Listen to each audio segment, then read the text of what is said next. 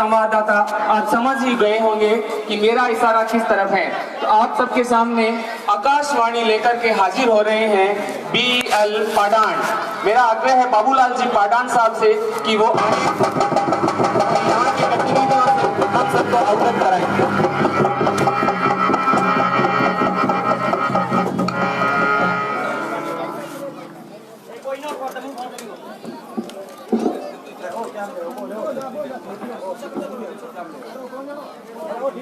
नमस्कार। अब समाचार।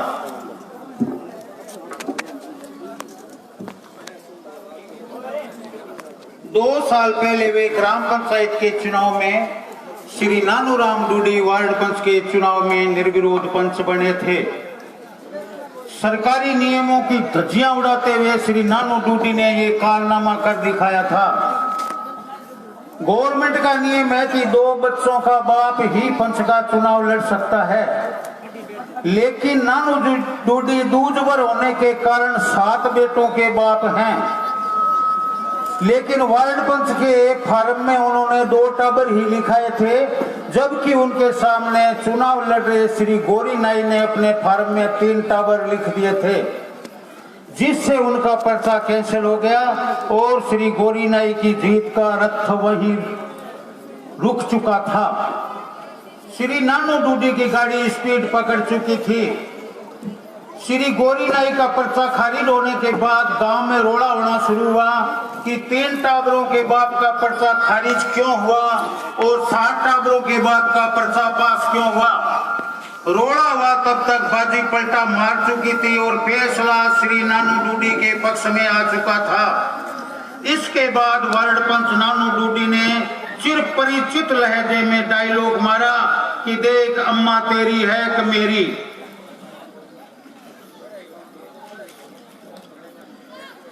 समय को भरोसो कोनी कद पलटी मार जावे। 6-7 दिन पहले वे कोऑपरेटिव के चुनाव में श्री धर्माराम जी पारीक ने इन लाइनों को असली रूप दे दिया था। राधे ट्रेवल्स की बसों के मालिक श्री धर्मजी पारीक थोड़े जड़े टाइप के आदमी हैं। वो जोर जोर से बोलते हैं तो लोगों को लगता है कि वो लड़ाई कर रहे हैं। वो दावा भी करते हैं कि मैं जड़ा जरूर हूँ लेकिन दिल का खोटा नहीं हूँ। कहता हूँ वो मुंह पर ही कह देता हूँ। कोऑपरेटिव के चुनाव में घटनाक्रम ऐसे घुमा कि धर्मजी पारीक को एक ग्रुप द्वारा कोऑपरेटिव में उम्मीदवार बना दिया गया। पारीक जी जब वोट मांगने निकले तो तरह तरह के ओल में मिलने शुरू हो चुके थे। वोटरों ने कहना शुरू कर दिया कि दादा आपने मेरे खेत का रास्ता रोका था, वो याद है क्या। और कोई वोटर कह रहा था कि आपने फांटे पर मेरी जीप से 10 सवारियां उतरवाई थी, वो वक्त वो याद है क्या।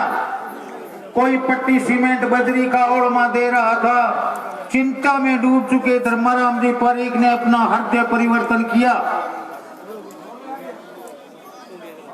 और वोटरों से मार्मिक अपील कर डाली कि मेरी कही सुनी मुझको माफ करो, ये मेरा पहला चुनाव है, वोट देकर मेरी नैया पार लगाओ।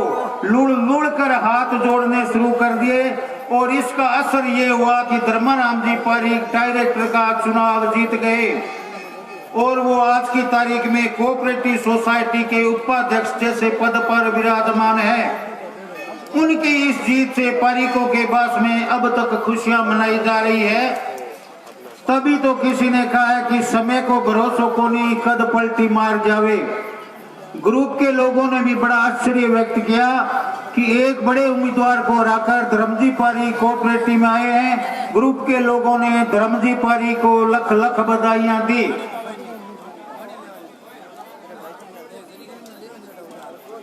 हजारी बाबा उर्फ हजारी महाराज अब बूढ़े हो चले हैं। राजनीति के शातिर खिलाड़ी को बुढ़ापे की दहलीज पर देखकर कोई भी अनजान आदमी ये नहीं कह सकता कि ये वो ही गाग राजनीतिज्ञ हजारी महाराज है जो कभी तहसील की राजनीति को घुमा दिया करता था। मथुरा दास माथुर से लेकर विधायक श्री सुमित गोदारा तक की राजनीतिक लंबी पारी खेलने वाले हजारी महाराज जैसे नेता विरले ही पैदा होते हैं।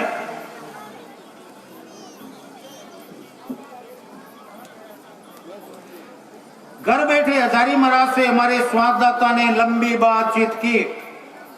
हमारे संवाददाता ने हजारी महाराज से पूछा कि आपकी कोई इच्छा बाकी रह गई है क्या? तो हजारी महाराज ने बताया कि मैंने मेरी सरपंची के टाइम में लड़कियों की बहुमंजिली स्कूल तथा गांव में बड़ी अस्पताल तो बनवा दी, लेकिन पकोड़े जोड़े के ताल की चारों तरफ की भींत, गांव में एक आंखों का अस्पताल तथा लाइब्रेरी बनाने की मेरी जी में रह गई है। यदि ये 3 काम कोई करा दे तो फिर मेरे जी में जी आ जाएगा। हमारे संवाददाता ने हजारी महाराज से पूछा कि सुनने में आया है कि इस उम्र में भी पिछले दिनों हुए कोऑपरेटिव के अध्यक्ष से चुनाव में भी आपने राजनीति के पत्ते फेंके थे। तो उन्होंने तपाक से कहा, नहीं, ये बात बिल्कुल झूठी है, मैं सिर्फ मेरा वोट देने गया था। हमारे संवाददाता ने बिल्कुल बुढ़े हो चुके बाबा से पूछा कि आपके बृजलाल जी डूडानी के साथ कैसे रिश्ते हैं? तो उन्होंने कहा कि जब मेरे शरीर की गाड़ी सही चलती थी तो बृजलाल डूडानी मेरी हाँ हजूरी किया करता था, लेकिन अब उसे पता चल गया है कि डैन बुढ़ा हो गया है, तो उसने मोबाइल फोन से मेरे साथ खेपी करनी शुरू कर दी है।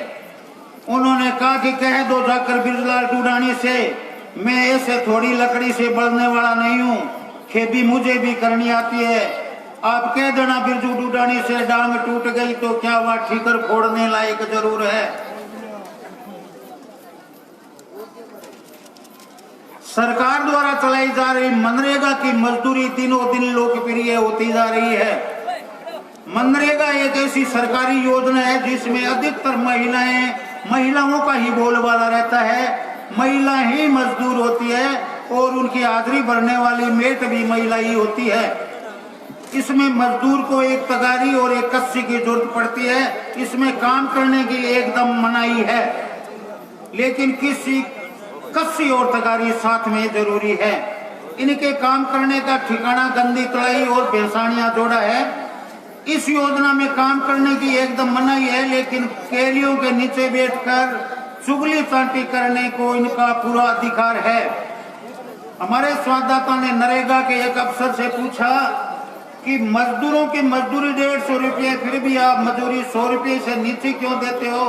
तो उन्होंने कहा कि महिला मजदूर को मजदूरी से कोई मतलब नहीं है, वो अपनी चुगली चांटी में ही व्यस्त रहती है, उन्हें मजदूरी की कोई चिंता नहीं है। रामलीला के मंच का संचालन कर रहे श्याम जी मास्टर का नमन करने का तरीका बड़ा ही अजब और निराला है। श्याम जी रामलीला के शुरू होने के साथ ही नमन पर नमन करना शुरू कर देते हैं। बहन बेटियों को नमन, बच्चों को नमन, नौजवानों को नमन, बूढ़े लोगों को नमन, आरती कराने वालों को नमन, माता जी को नमन, धर्मशाला को नमन, रामलीला में लगे पार्टियों को नमन, दरियों को नमन, रामलीला में चस रहे लोटियों को नमन, बांसुड़े और पाइपों को भी नमन नमन नमन करके नमन करने की ऐसी जड़ी लगाते हैं कि रामलीला देखने आई जनता खुद भी नमन हो जाती है। अब तो श्याम जी ने उस समय कर दी जब रामलीला मंच के पास एक चिड़ी उड़कर जा रही थी, उससे भी कह दिया कि हे चिड़ी माई, तुझे भी नमन। हमारे संवाददाता ने श्याम जी मास्टर से पूछा कि आप इतना नमन क्यों करते हो?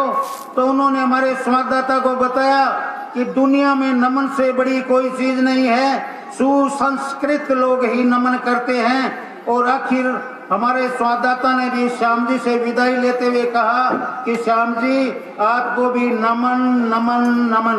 समाचार समाप्त हुए। नमस्कार।